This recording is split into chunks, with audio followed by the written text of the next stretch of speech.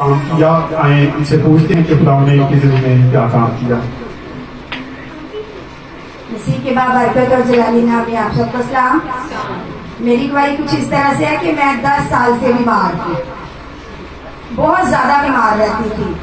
तो मैंने बड़े चर्चों में दुआ करवाई, मैं जाती भी रही, लेकिन शिफा मेरी इधर थी। 10 साल और 10 महीने, वो 10 साल मेरे जिंदगी के सबसे बुरे साल थे। और 10 महीने हो गए मैं पास्टर जी के पास आ रही हूँ। तकरीबन 2-2.5 महीने के बाद मैं बिल्कुल ठीक हो गई थी, खुदा ने मुझे शिफा दे दी थी। तो मैं खुदा का शुक्र अदा करती हूँ। अगर हम ईमान के साथ खुदा के साथ चलेंगे, ईमान के साथ दुआ करेंगे या करवाएंगे, तो खुदा सब कुछ करने की कुव्वत और कुदरत रखता है।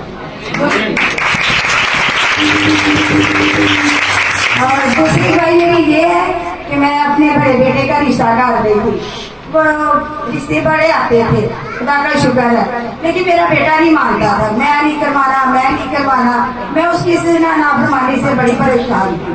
फिर मैंने एक दिन पास्टर जी के पास आई, मैंने पास्टर जी को बताया, पास्टर जी रिश्ते बड़े आते, लेकिन मैं मुंडा इन्नी नाफरमानी करता कि मैनू बड़ी परेशानी हुई, तो मैनू अच्छा भी नहीं लगता कि मैं किसी भी जवाब देवां भी मेरा बेटा नहीं मानता।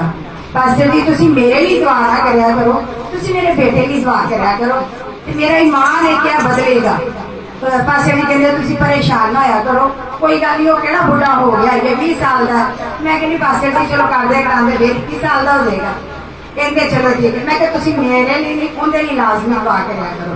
तकरीबन महीने के अंदर ही हम खुदा का शुक्र है रिश्ता भी हो गया। अब 10 तरीक को उसकी मंगनी है, मैं मंगनी कर भी आई हूँ। वो किसी किस्म की नाफरमानी नहीं करता, बल्कि मेरे साथ बाजार जाता है, शॉपिंग भी करता है।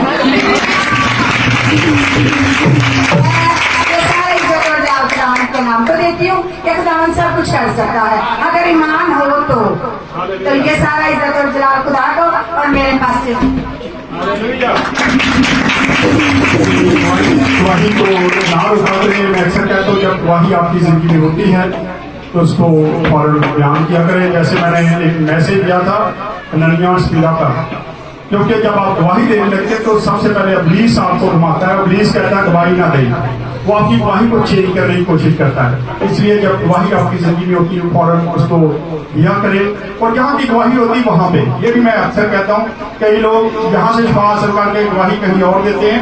और मैं बड़े लोगों को जानता हूँ जब मुश्किल में होते हैं तो सारी रात पास्टर आसम दुआएं करता है, सारी रात मुझे नहीं सोने देते, उन्होंने का पादरी का सुखा होता है। लेकिन जब काम हो जाता है तो देगा उस चर्च चले जाती है। अफसोस की बात है। मैं अक्सर कहता हूँ कि आप हमें स्टपनी की तरह यूज करते हैं।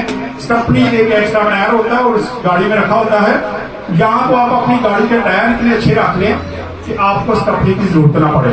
तो यहाँ फिर अगर स्टपनी रखनी है तो फिर मेरा टायर जो है ना वो उसको चेंज करके स्टपनी की तरफ ही आ गया, ज्यादा बेहतर ये है। तो पादरियों को स्टपनी की तरह इस्तेमाल ना किया करें, क्योंकि ये खुदा के खादिम है। जहाँ आपका खुदा काम करता है वहां पे जाके गवाही दिया करें ताकि आप झूठ ना बोले। क्योंकि लोग गवाही जब आप देते हैं तो अगर आप किसी और जगह पे जाके देते तो ये सबसे बड़ा झूठ होता है, क्योंकि आप जाके मजमा पे खड़े होते हैं और गवाही कहीं की कहीं दे देते हैं, तो ये झूठ होता है। इसलिए झूठ बोलने से बाज आए, क्योंकि लिखा है कि झूठ बोलने वाला भी खुदा की बादशाह में दाखिल नहीं होगा। बहुत जरूरी है कि गवाही जहाँ की होती है वहीं पे दिया करें। शुक्रिया। आए